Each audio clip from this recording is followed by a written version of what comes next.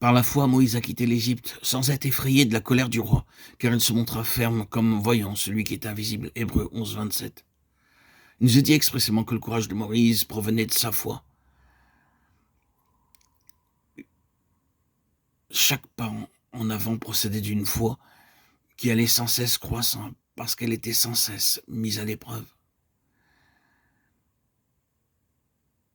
Il tint ferme parce qu'il voyait celui qui n'est visible que par la foi. C'est une vive lumière qui est constante dans toute l'histoire de Moïse. Celui qui vient à Dieu doit croire qu'il est et qu'il est le rémunérateur de ceux qui le recherchent avec soin. Moïse a cru. Par la foi, Moïse a quitté l'Égypte, bien assuré que Dieu prendrait soin de sa cause et serait le bouclier de son instrument. Par la foi, il eut la certitude que Dieu protégerait son peuple de la colère du roi et qu'il subviendrait à tous les besoins des milliers d'Israël. Âme faible et indisciplinée, par la foi, Moïse conduisit les Hébreux au désert, un désert qu'ils ne connaissaient pas. Ainsi Dieu était pour Moïse une réalité plus grande que les choses qu'on peut voir.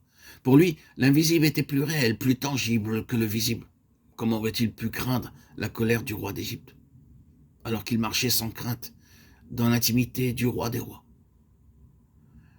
Par la foi, il fit la Pâque et l'aspersion du sang, afin que l'exterminateur ne touchât pas au premier-né des Israélites.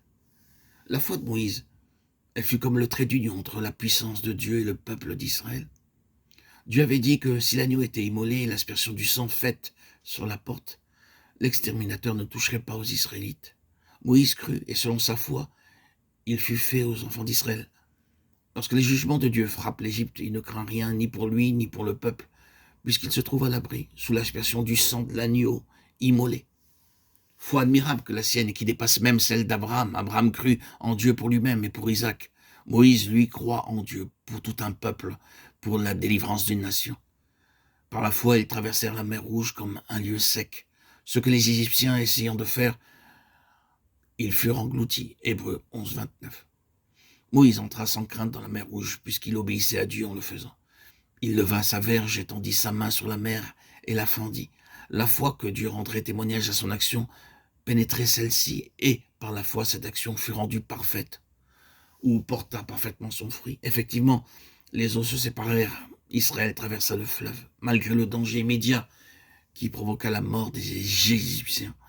N'en va-t-il pas de même aujourd'hui, et la foi peut-elle suivre un chemin qui, sans la parole du Dieu vivant, serait un chemin de mort? Les Égyptiens voulurent suivre Israël et furent noyés. La copie de la foi, une foi imaginaire, est une chose insuffisante à l'heure de l'épreuve. Que les enfants de Dieu prennent garde sur ce point, qu'ils n'essayent pas de suivre les pas d'autres chrétiens sans que Dieu le leur ait commandé. Donc, sans avoir l'assurance de la présence de Dieu, ce qui les conduirait infailliblement à la ruine. Oh, foi, tu es vraiment la preuve des choses qu'on espère et la démonstration des choses qu'on ne voit pas. Si tu peux croire, toutes choses sont possibles à celui qui croit. Enfin, notons l'humilité de Moïse, que nous révèle son attitude vis-à-vis de son beau-père Jéthro, quand celui-ci lui amena au désert sa femme, Séphora et ses deux fils. Moïse lui dit ce que Dieu avait fait, et Jéthro s'en réjouit. Mais voyant Moïse siéger du matin au soir pour arranger les différends qui surgissaient entre les individus et pour consulter Dieu en faveur du peuple, il suggéra l'établissement de chefs et ajouta, si tu fais cela et que Dieu te le commande, tu pourras y suffire. Exode 17, 23. Nous voyons aussi que Jéthro devient comme l'une des mailles de cette chaîne d'événements qui conduisit Moïse toujours plus près de la montagne, en une communion toujours plus intime avec Dieu. Quel désordre dans le camp lorsque Moïse fut appelé au sommet de la montagne, où il resta 40 jours en la présence de Dieu. Si Jéthro n'avait pas donné ce sage conseil, et si l'humilité de Moïse, fidèle serviteur de l'Éternel, ne lui avait pas fait accepter, après qu'il eut consulté Dieu,